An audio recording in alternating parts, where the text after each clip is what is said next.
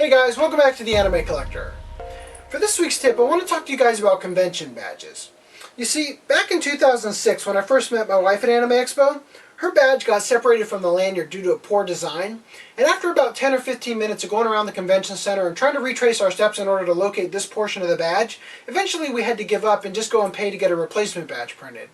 Now, at the end of the day, it really wasn't too horribly inconvenient. I mean, it was time and money that we would have loved to spend doing something else at the convention, but in the long run, we were pretty fortunate. I mean, if you think about this in a worst case scenario, it does have the potential to really ruin the whole convention going experience.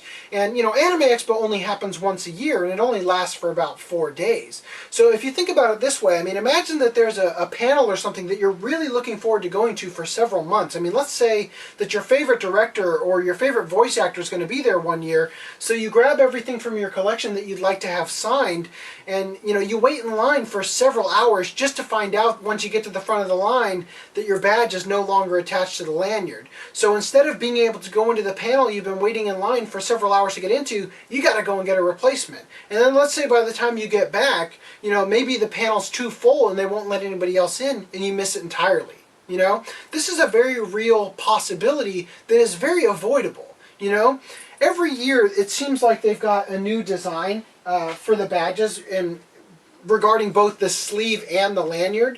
So my wife and I always look for potential weak spots because we always get our badges on day 0, and that gives us this opportunity to look around and find out any potential problems that could arise in order to prevent them.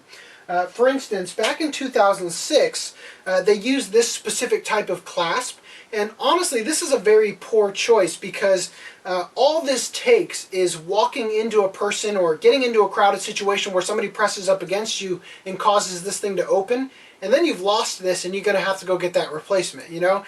And obviously, also with 2006, there was this situation where there was a little hole on the ring that caused this thing to slide right out very easily. So it's always important to really look for structural design flaws that you might want to really work to improve the structural integrity of. For instance, occasionally we've had to use a rubber band in order to loop through these extra holes in the back to provide some extra strength up here. One year back in 2007, the holes were situated in such a way that we could do essentially the same thing using a safety pin. And then for a couple of years we've been using tape because it's something that's very easy to customize whatever situation you're in. As long as the lanyard itself doesn't have any compromising features, you're basically good to go.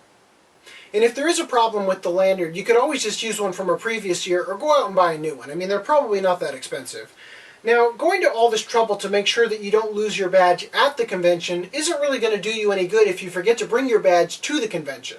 See, my wife and I live close enough to the convention center that we don't really have to pay to get a hotel room or anything. We just drive in every day. So something that we've developed in order to make sure that we don't accidentally leave our badge at home is we sort of worked to create a habit where as soon as we leave the convention center and we get in the car, we take our badge off of our neck and put it onto the mirror.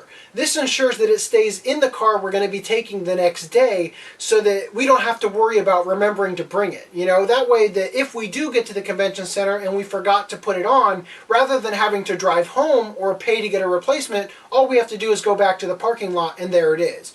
And the great thing about this system is that even if you forget to put it onto the mirror while you're driving home, there's probably going to come a time while you're at home, like let's say you're going to take a shower or at least change your clothes, you're going to notice that this thing is still on, and as soon as you do, just go out to the car and put it on the mirror, you know? And this is the best way to ensure that it's always going to be with you at the convention center and you're not going to have to take that extra expense in order to buy a replacement.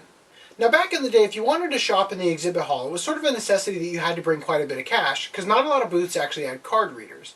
And with that much cash sort of floating around the convention center, it created this sort of environment where pickpocketing became a real potential threat. Now it definitely has improved over the years. I mean, nowadays, basically every booth is going to at the very least have one of those iPads with the card readers attached to it, you know? But there definitely are reasons why it is a good idea to continue to bring cash to the convention center. Technology fails. You know, sometimes the card readers stop working, or the iPad gets dropped, or it runs out of battery, and when that happens, they're going to revert back to a cash-only system at that particular booth. So that is one situation where you might want to bring cash. A lot of booths will actually give you a discount if you choose to pay with cash instead of with a card. I definitely would recommend that you bring cash at the very least to pay for parking, because some days, especially at Anime Expo, some days they just choose to go to a cash-only system. And one of the best reasons to choose to bring cash is it makes it a lot easier to stick with your budget. If you choose to only bring $300 a day, you're only going to spend $300 a day, you know? Now you guys might remember that earlier this year I lost my wallet. And right around that time I was trying to figure out how I was going to record the cataloging tip. And it turned out that the app I purchased in order to record my phone screen wasn't compatible with an iPhone 4. So in order to record that tip, I had to upgrade to an iPhone 5. And since I didn't have a wallet at the time, I chose to get a wallet case for my phone just to make things a little bit easier. And it has been pretty convenient, but there isn't a lot of room here to carry cash. So this year at Anime Expo, I grabbed an old passport lanyard that I had lying around, and it really did come through for me. I mean, it's got a sleeve here that's basically designed to hold a convention badge. It's a lot sturdier than anything you're going to get at Anime Expo, and it had a pouch that I was able to carry as much cash as I needed.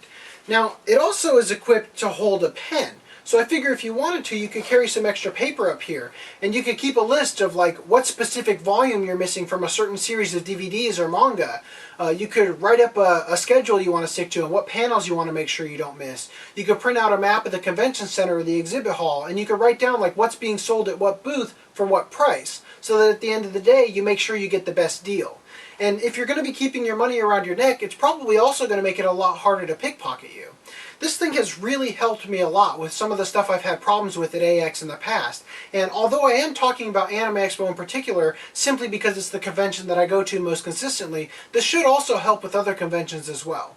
Anyway guys, that's this week's tip. So let's go ahead and pop this icon up on the shelf. And this week I want to send you guys back to my first review of Madball 34, because I want to try to get back into this sort of style of review, where it's more about the DVD and my experience watching it than it is about the show itself. Anyway guys, until next time, take it easy.